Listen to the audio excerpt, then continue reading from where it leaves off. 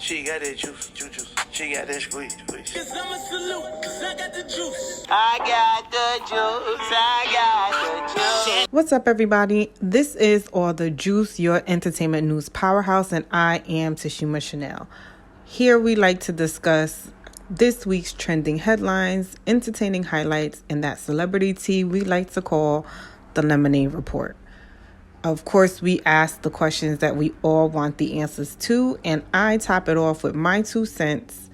And of course, we want to know yours. But first, I need you to get your cups ready because I'm about to fill them up with all the juice. Stay tuned. This week's headlines and highlights starts off with Miss Lowdown Dirty Shame actress Jada Pinkett Smith. She landed in some hot water as people misconstrued her comments on her talk show, Red Table Talk, with guest Gwyneth Paltrow about, her sex life. Social media went in on full blast mode, defended Will Smith, claiming Jada keeps embarrassing him due to how she reflects on their marriage and divulges too much information about their marriage publicly. So I'm going to play the audio for you, and then you can share your thoughts, because I'm going to, let you know what I feel like. I mean, the thing that Will and I talk about a lot is the journey. I mean, we started in this at a very young age, 22 years old. It's crazy. That's why the accountability part really hit for me, because I think you expect your partner to know, especially when it comes to sex. Right. It's like, well, if you love me, you should know. Right. You know what I mean? If you love me, you should be able to read you should read my mind. Yeah. You know what I that's mean? A huge pitfall. That's a huge pitfall. Yeah, it is. I hate that. Isn't it weird, though? It's like someone doesn't read your mind and we feel crushed. Like, we feel so disappointed. Where do we get that from? I don't know, because I don't feel like that at all. I guess, or maybe I've just grown out of it. I think it's you like, probably... you gotta tell me what you need. Like, I can't read your mind. Right, because I've grown out of it, too. Yeah. You tell me what you need, tell me what you want, and on top of it, I know that I have to be accountable to do the same. And do you? I really try. Yeah. It's uncomfortable, Very. but it's deeply healthy, and Some things do not need to be discussed publicly, especially if you're married, and that's your sex life. I think some things should remain private. And this might just be a case of oversharing. Jada, I guess because we know who they are, they're prominent public figures. We know who she's married to. We know a little bit of history. We don't know, too many details, but I feel like maybe this might be the case of oversharing. And Will just seems to be unbothered by all of it. He's been out promoting his memoir and hasn't released any statements in regards to it.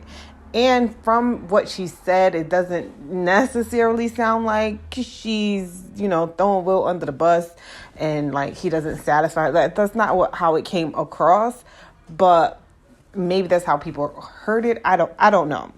But Jada had clarified her statement, or she had something to say about it. And she said on Twitter, "Only because I got time today. Stop at making up headlines. Watch the Real Table Talk I did with Gwyneth Paltrow for yourselves.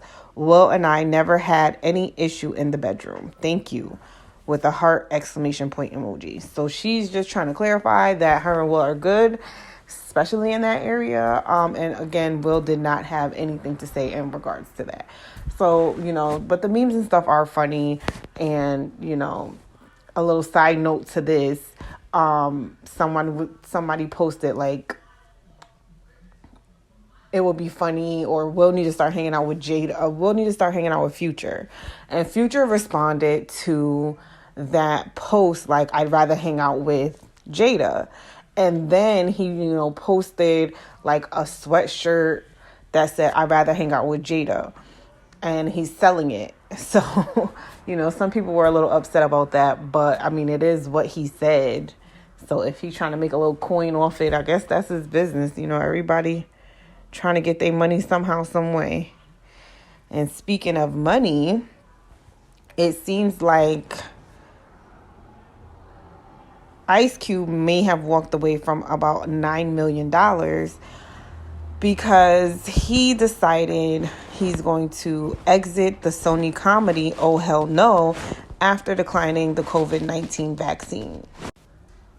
According to the article from Hollywood Reporter, the film was set to begin production this winter in Hawaii, and it has pushed back their production start dates because they have requested, or producers have requested, the cast get vaccinated in order for them to start production or start filming.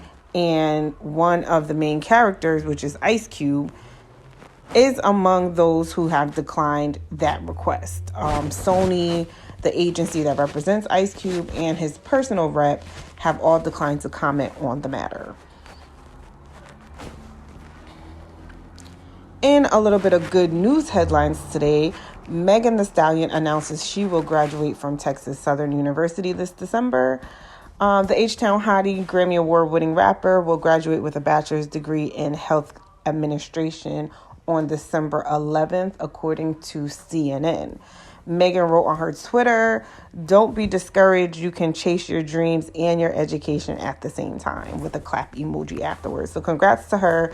She did a lot. I mean, she's been through a lot in the past couple of years with the loss of her mother and, switching management companies and releasing her album, being allegedly shot, so this is a little bit of good news for her on her part that she gets to celebrate. In addition to that good news, hip hop gets some much needed Rock and Roll Hall of Fame recognition, with Jay-Z and LL Cool J being inducted as its 2021 class. Now, LL Cool J has been nominated 5 times before actually becoming a part of this elusive crowd. And other hip-hop rappers who have been inducted include Grandmaster Flash in the Furious 5, which was in 2007, Run DMC in 2009, the Beastie Boys, who, were kind of alternative and then they turned rap. They were inducted in 2012, Public Enemy just a year later in 2013. NWA, they're very controversial, but still iconic at the same time. They were inducted in 2016, Tupac Shakur in 2017, and Notorious B.I.G. in 2020. Now, the Rock and Roll Hall of Fame is dedicated to celebrating the best known and most influential musicians, bands, and producers in the industry. There was a big focus on, rock and roll, but as, since, and a lot of hip hop hasn't been, recognized mainstream in certain categories because a lot of the powers that be, the higher ups, the ones in charge, thought that hip hop was a fad, and so 20 years later, 30 years later, it's still, a very influential part of music. So it's about time that hip hop gets, the much needed recognition. So some people think that hip hop should have its own Hall of Fame.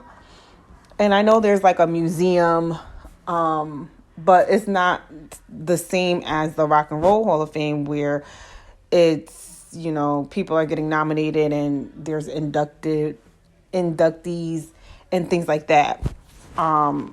So some people think that hip hop should have its own, where they can honor and induct DJs, producers, dancers, moguls, people who are very influential to the culture.